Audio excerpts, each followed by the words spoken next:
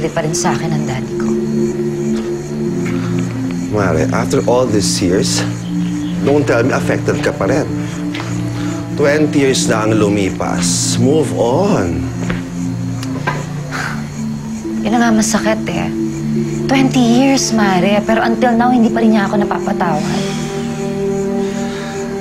Ay nako, alam mo, pabayaan mo na lang sila. Kung ayaw nila sa'yo, edi wag. Nabuhay ka na mag-isa na walang tulong from them.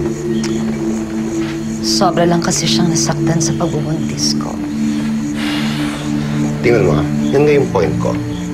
Noong mga panahon nun, mag-isa ka, buntis ka, wala kang pera, and yet, anong ginawa nila sa'yo? Pinabayaan ka nila, Mare. Anong klaseng magulang ang pababayaan ng anak sa oras ng pangangailangan? Mare naman, alam mo, nainis na ako. Ang dami ng tao, especially lalaki, sa mundong tutulad ng daddy mo. Isawa pa yung tatay ni Cheska na yan, my God. Mare, pero daddy ko pa rin siya. Diyos ko, Mare, ito lang sabihin ko sa'yo, ha? Nabuhay ka ng 20 years na mag-isa. Pinalaki mo si Cheska na mag-isa. Look at her now. She grew up a fine woman. Walang tulong from them kahit na isang kusing. Kaya kung ayaw na sa'yo, edi wag. It's as simple as that. Hindi, ang malungkot lang kasi lumaki si Cheska na hindi man lang sila nakikilala, di ba? Mare, kung ginaganyan ka nila, they are not worth it. Tandaan mo yan.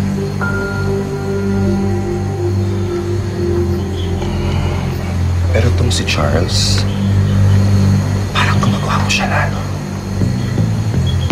Parang is kind of worth it. Kahit na lang. Ay, kumusta namang ang landi-landi mo, Mare? Kapatid ko yon. Kaya nga, kind na lang. Hindi ako tumondo. Kind na lang. May respeto naman ako sa'yo, Mare. Pero Mare, salamat. Alam mo kung paano ako nakasurvive all these years. Dahil sa'yo. Dahil sa mga tulong mo. Mare naman. Ganda. Alam ko yun. At tandaan mo to, ha? Mare. Habang buhay ako nandito para sa'yo. Kami ni Cheska. And soon, ni Charles. Tandaan mo yan. Charles. Kaya to that. Cheers. Cheers to Charles. Cheers. Nakakaloka ka, Mare. Tuloy.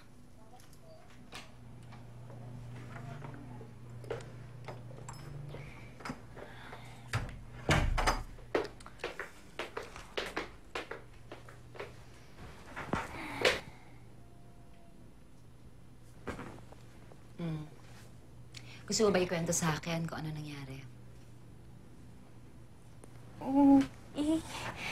Mami, kwento ko naman sa'yo eh, pero dapat mag-promise ka muna sa akin na papayagan mo ako makipag-date ulit.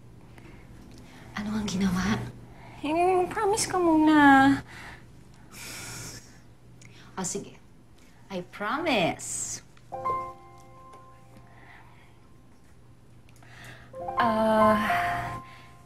Sinubukan niya akong halikan. Ano? Sinubukan kang halikan, Cheska? Eh, napakawalang yan naman pala ng lalaking yun. Napakamanyak. Sabi ko na nga ba hindi kami dapat umalis ng Ninong Wesley mo kung hindi nakatikim sa akin ng lalaking yon. Hati na kung kusala ang pagmumukha niya. Hindi, naku, hindi po pwede sa akin yan, Cheska. Mami naman, may nagligtas naman sa akin eh. Sino? Ewan ko. Lalaki na mukha namang desente, tsaka mabait. Tsaka cute siya. Nako, ayan ka na naman. Anong pagkatapos, ha? Makikipag-date ka ulit. Tapos anong mangyayari? Ganito na naman ang mangyayari, Cheska. Nako, tigil-tigilan mo muna yung pagde-date-date na yan. Obviously, hindi ka pa ready, baby.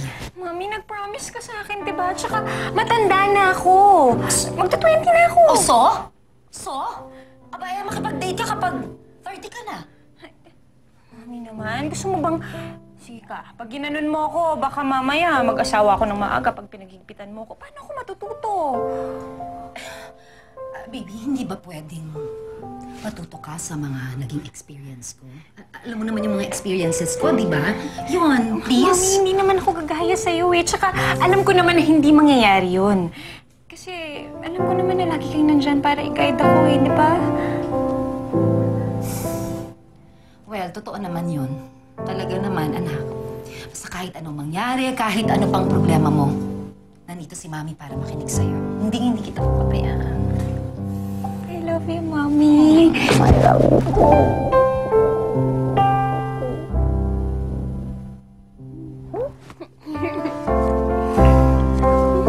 Ano? Nako.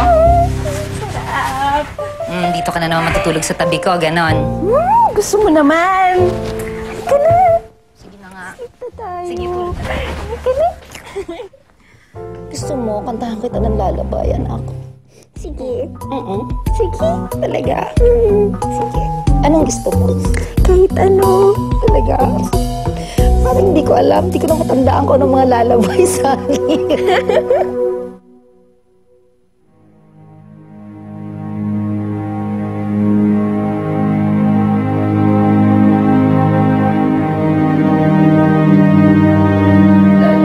Malis ka na sabi! Daddy, Labas sila! huwag niyo pong gawin sa akin to, Daddy. Sumama ka na sa lalaki mo! Sige! Huwag mo siyang saktaan, buntis Huwag ka nakikialam dito, ha? Hindi ko, baka pwede natin pag-usapan. Wala na tayong pag-uusapan pa. Nakapamili na sa Claire at pinili niya ang kanyang lalaki. Magsama na kayo! Daddy, please. Ayoko nang makita pagmumukha mo mula ngayon. Hindi ka na makakatungtong dito sa pamamahay na to dahil hindi na kita anak! Layas! Hindi ko. Masok ka na!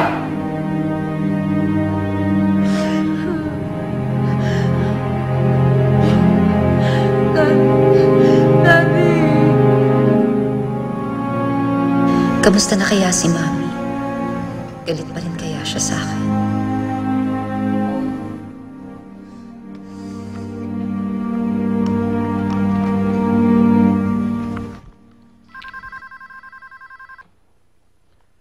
Hello?